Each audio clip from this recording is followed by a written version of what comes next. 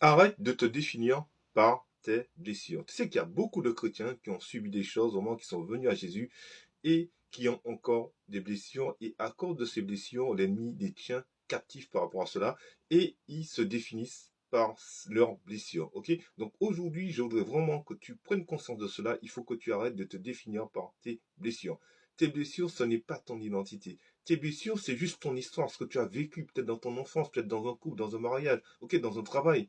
Ok. Et ce qui se passe, c'est que tu t'es tellement habitué à dire je suis cassé, je suis trop blessé, je suis trop marqué. Et ça, c'est ancré dans ton esprit, dans ton âme et dans ta tête. Mais laisse-moi te dire une vérité biblique aujourd'hui.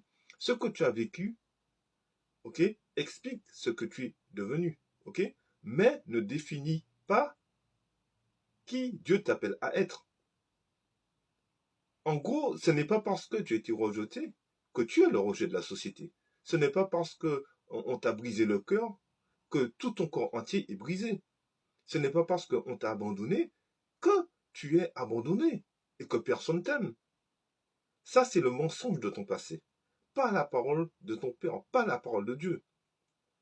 Regarde un peu ce que Dieu dit de toi dans sa parole, dans la Bible. C'est pour ça que c'est important, quand on passe par des moments difficiles, de puiser notre source, notre réconfort dans la parole de Dieu. Parce qu'il y a tout dans la parole de Dieu. La parole de Dieu te dit que tu es choisi, tu es restauré, tu es appelé, tu es aimé d'un amour inconditionnel qui ne change pas. Tu es une création nouvelle. Tu n'es pas une cicatrice ambulante, comme l'ennemi de ton âme veut te faire croire. Ok.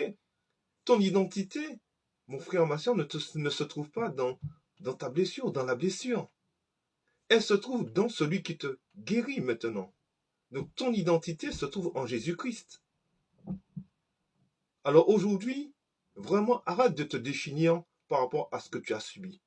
Mais commence à te définir par ce que Dieu dit de toi. Parce que je veux te dire quelque chose aujourd'hui. Même si tu as vécu des blessures, des choses difficiles, ton histoire n'est pas finie.